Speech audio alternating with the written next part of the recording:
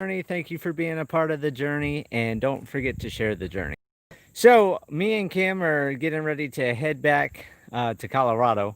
So, I wanted to go ahead and show the progress update on what's been going on and what's got accomplished. So, this orange line here is the 25 foot from the center of the road. Um, I put 3 poles in, found out it was the 25 feet. So went ahead and measured that all the way back. That's part of that orange line you see through the woods. And then I also went back some more. So this orange line is actually way outside of how the fence is.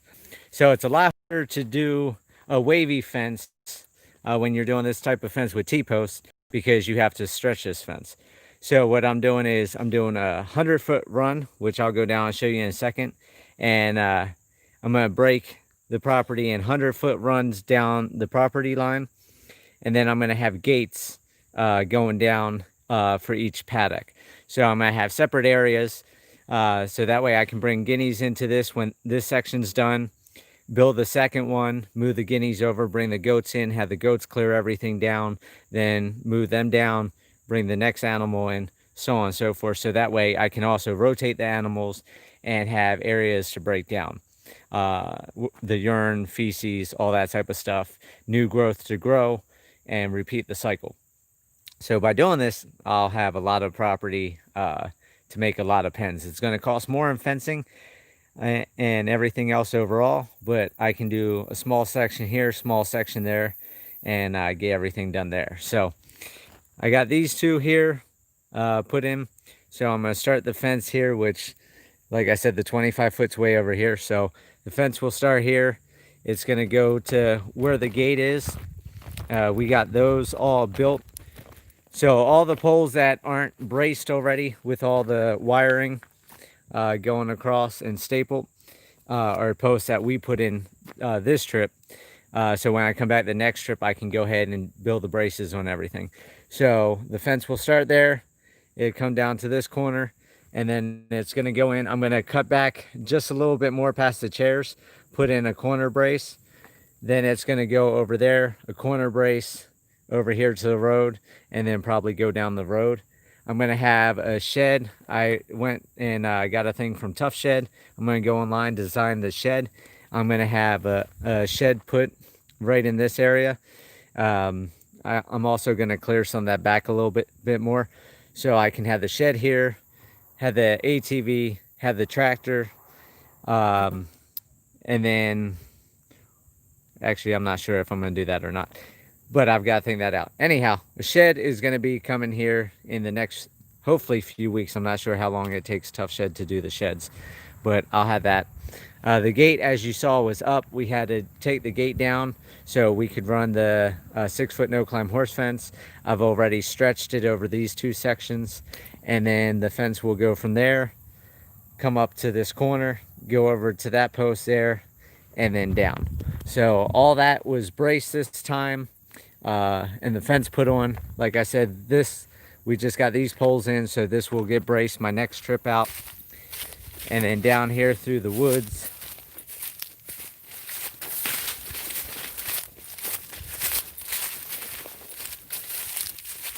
now I just went through with chainsaw and whatever small trees and stuff I got moved out the way. The animals will eat everything else down. But we went ahead. I just got the corner done right now. It's going to be a T. So that other big one, I have to take out that big tree. And then that post is going to go over there. So basically the fence will be on the outside 6-foot fence. And then this first section, because I got to get the animals out here right away, I'm going to run 6-foot fence over to the road. I'll have a corner down there that will come up to the gate. And then I'll install another gate to get the animals in and out of this area. But every paddock continually after this first one, just because I'm in a rush to get the animals out, will only be a 4-foot fence. So I'll only have the 6-foot fence along the property perimeter, and then do the 4-foot fence to section off the different paddocks. So that pole will go in next time. All this will get braced with the wire. Then I'll run the string line from the corner up there all the way down, run T-post all the way down this line, T-post between the corner and the gate over there, and then I'll run a line to the driveway, go ahead, cut all the brush down like I did on this line, so I have a line to walk all the way down. And then once that line's cut, then I'll go ahead and put in post and get those posts set, and then run T-post down this line the following trip, along with running T-post that way the following trip after I had the post down here as well for the gate. And let's see. Sorry about that. I hit those on the property. No, I don't have a house on the property, and I didn't talk about the housing before because I wanted to verify everything. In Arkansas, in my area, I am on unrestricted land. Like I said, I wanted to verify everything before I spoke about it on YouTube. So in unrestricted land, you do not have to have any type of codes, permits, or anything like that. So neighbor down here built their shack house. This guy built a little cabin house. So I'm going to be building a house. So like I said, I wanted to verify that before I said anything on YouTube. So what I'm doing is this shed that's going to be delivered, I'm going to, the property next to me, the lady is going to grant me electric easement. So I'll have electric ran down the road. I'll have it brought in here, and then I'll have it ran to the shed for now.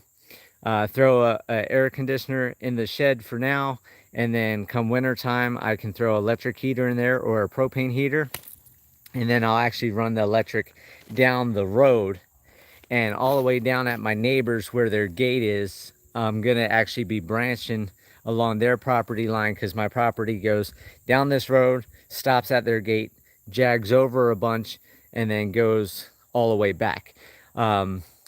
Over by their place, I won't see them or be anywhere real close to them. There's a big flat area on top of a mountain, and the one side is a sheer drop off. So what I'm going to be doing, I'm going to be drilling diagonal into the rock.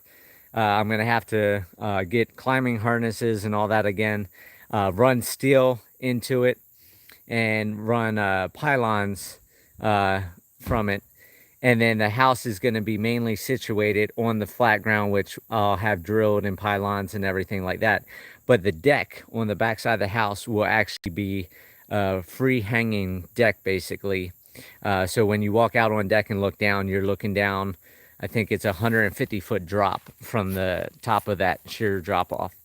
And then there's about 24 trees. If I clear them, I'll be able to see that ridge right over there, and there's a big valley.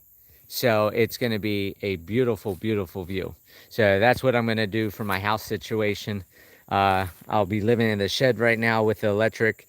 The neighbor believes there's a spring on my property in the back below where I want to do the house, or close to where I want to do the house, but down below. So I'll have to lift the water like 150 feet or figure something out with that. But if I can get a spring situated and set up, that's going to be awesome, because then that gives me water.